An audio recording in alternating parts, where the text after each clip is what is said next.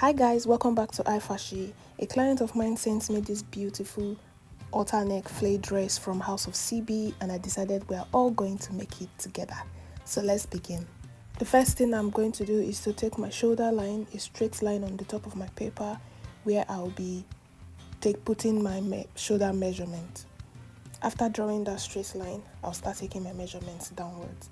I'll label that line S, where I'll be taking my shoulder measurement. This shoulder measurement I'll be using is 16 divided by 2, we have 8, and I'll come down by 0.75 for my shoulder slope. After that, I'll now slant it with a straight rule to meet the neck. After taking the shoulder measurement, the next thing I'm going to do is go downwards and take my under bust measurement, bust point, chest line, half length, and the length of the top. Because this dress did not stop at the half length exactly, it has a little curve under. After taking it on the edge of the paper, I went further to retake all those measurements again so that the lines I'll be drawing will be straight at the end of the day. So I took my chest line, my bust point line, the under bust line, and the half length line. So I'll now label them the C, the B, the under bust, the BUB, and the HL, the half length. So now the shoulder measurement I took on this first S line, I took it again on the C line, the chest line, so that I can draw down where I'll be taking my armhole. So I also took my bust measurement on the bust line, then the under bust circumference measurement, I put it on the under bust line. Then on the half length line, I put my waist measurement. And all this measurement I'm taking, I'm adding 1 inch for seam allowance. Now there will be a dart on this top, which is our bust span measurement, your nipple to nipple measurement. I took that on the under bust line and on the half length line. After that, remember I told you it has a curve, a little curve under. If you check the picture, you can see. Then I came down by 3.5 inches to give me that curve on my half length. So I extended the dart that I'm taking to that curve, and I went out on both sides by 0.5 to make my dart. And after that, I would replace this dart allowance back on the measurement. After that, I'll now connect the lines together, and the upper part of this is almost coming out.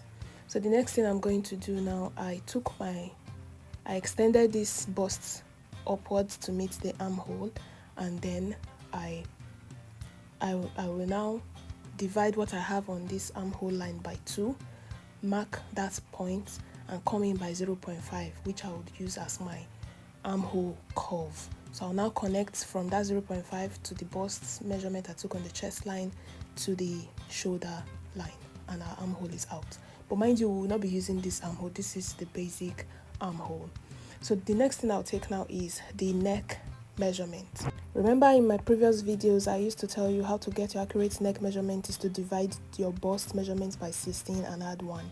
So the bust measurement I'm using here is 38. I divided it by 16, I got 2.3, and then I added 1, that gave me 3.3. That's what I used as my neck measurement. And then I took my V down. This depends on how deep you want this V neck to be. As you can see in the picture, I stopped a little bit under my bust line. I didn't want it to get to the under bust line. This is the client's preference. So I did not want to straighten it because it's not so straight. As you can see in the picture, it's a bit curvy. So I used my curve rule to give it that little curve under. And the next thing is to take the shoulder and armhole that we are seeing on this dress. We are not going to use this basic armhole because the arm of this dress is not as wide as what we have here. So it depends on how wide you want yours to be. If you want it tiny or you want it wide, you can just choose. This one is not so tiny. I came out from the neck by 1.5 inches, and then I connected it with my curve rule back to the armhole. Now this is our new armhole. Now the next thing is to cut out the bust part of this dress. If you look closely in the picture, you would see that there's a joining on that under bust part. So the bust part was joined to this band on the waist.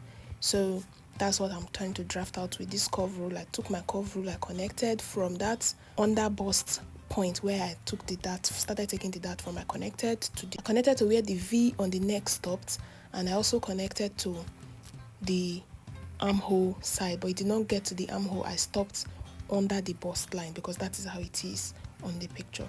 After doing that, the next thing is to add my 1-inch allowance under this 1-inch seam allowance. This seam allowance is what I'll use to join to my flare. And after adding that seam allowance to the under, I will now cross-check all the measurements I took to be sure it's okay to cut. After doing all of this, the next thing is to cut out. On the pattern, you can see that this bust part that will be added to the middle part is separate. That's the part that you would add seam allowance later when you cut.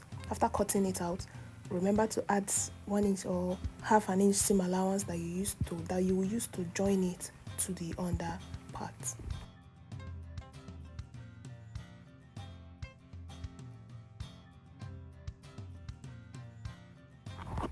Now the next thing is to cut out the back piece of this dress. As you can see in the picture, there's nothing serious about this back part of the dress. It's very simple and straightforward. So I introduced the front piece I cut before.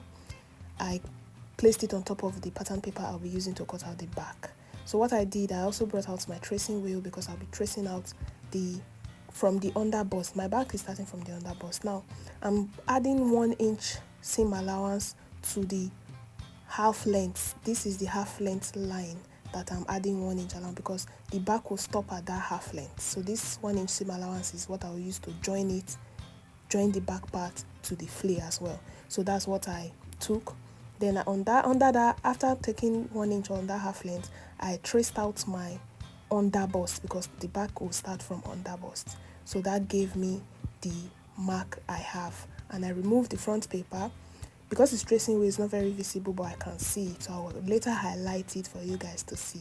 But before that, I'm going to add 1 inch seam allowance on the upper part as well, half inch seam allowance on the upper part as well, because I will fold it, I'll turn it with a lining. Now the next thing is to add 2 inches or 1.5 inch zipper allowance, depending on the allowance that you use to fix your zip. So I'm adding 1.5 inch allowance on the side where I would use as my zipper allowance, and I'll label it zipper. So after doing that, it's very simple. But after cutting this one out, this first back I drafted, I realized it did not connect perfectly to the under bust as I would like it, right? This is me taking that on this back part. For back that, you will take 4 inches inwards. That's your nipple to nipple measurement plus 1 for the back. But for the front, you take exactly. But back, you add 1. And then I went out on both sides by 0.75 for my back darts. Then I cut it out. Now, after cutting it out, this is when I told you guys I realized the armhole did not connect, because you know the front is coming slantly towards the back, as you can see in the picture. So the next thing I did was introduce another paper, and then I connected the armhole to be equal on this new paper, so that when I join my back to my front, it will come out exactly as it is looking on this picture. So what I just did, I didn't have to start drafting afresh. I just placed the first one I drafted and used my curve rule to make that connection that would make the armhole equal. If you watch closely, it's very simple. After connecting the armhole, I just traced out what I have here, measurement I have here before, and then that served as my new back. I also went ahead and took my dart again on this back to avoid confusion, and then our back is done.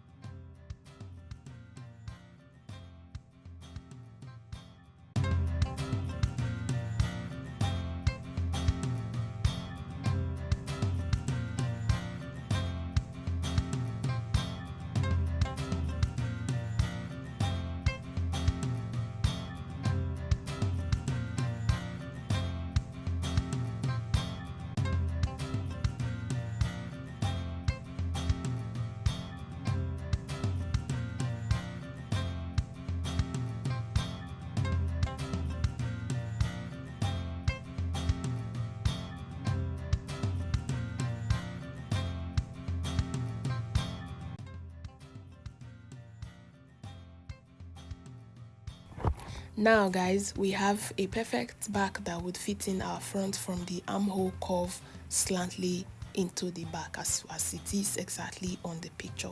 So we're done with the drafting. I'll cut out this bust part that we will join, and like I said earlier, when you're cutting on your fabric, remember to add seam allowance to this part that you cut so that when you join it will be perfect.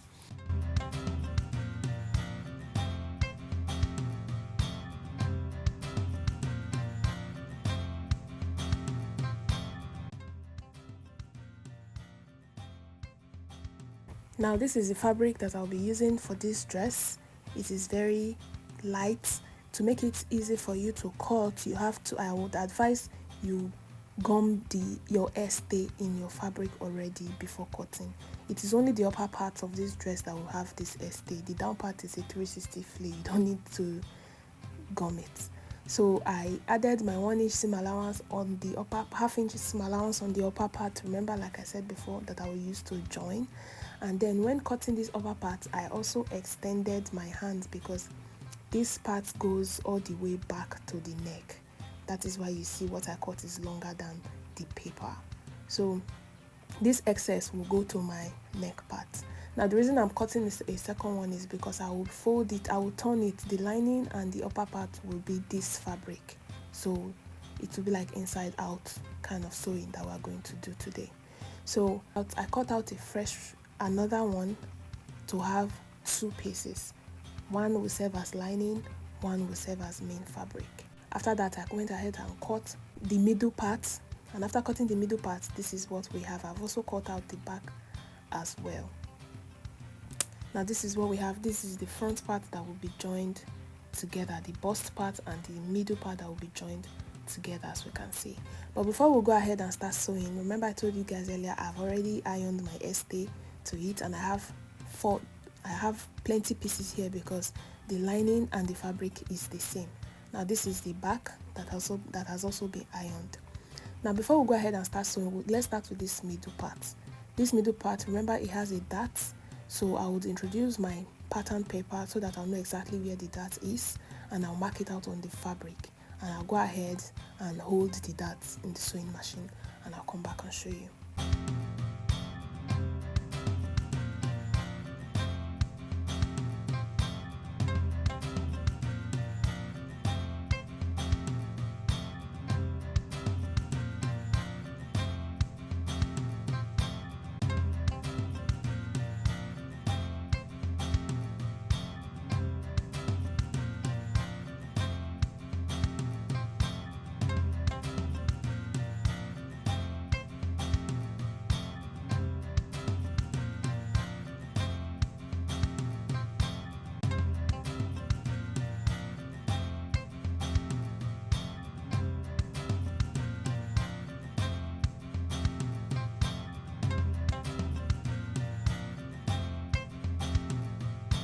Now this is what we have after holding the dart. I did that of the lining and that of the main fabric at the same time. Here's the result.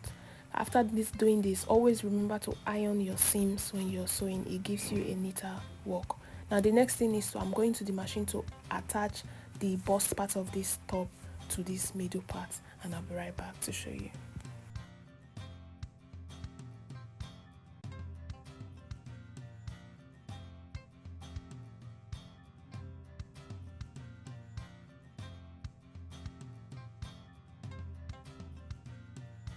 Now this is what we have after joining the bust part to the middle part of this dress. You can see it's coming out very beautiful already. So after doing, I did this on both the lining and the main fabric. The next thing now, I'll iron to give it a very nice look, and then I will attach the back piece. Here's the back. Remember, it's the armhole is joined all the way down to the waist. I'll do that on both sides, and I'll also do the same thing on the one I'll be using for the lining, and I'll be right back to show you guys.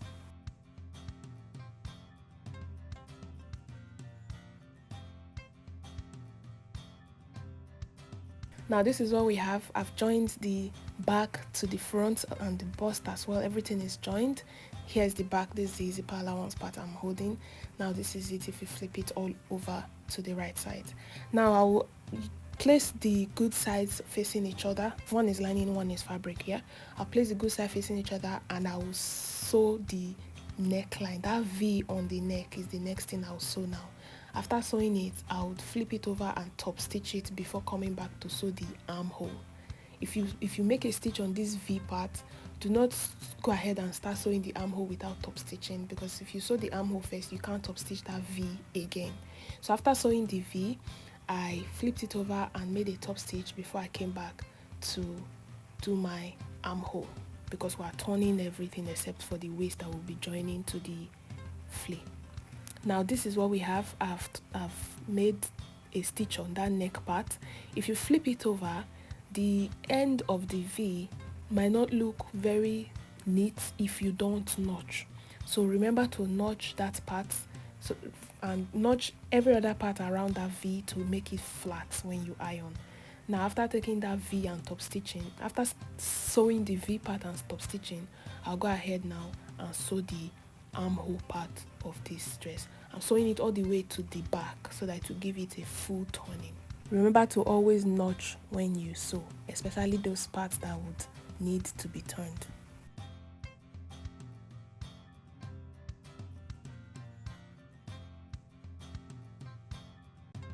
Now this is what we have after sewing the armhole part, the V part of this top, and I'll just go ahead and flip it over and iron.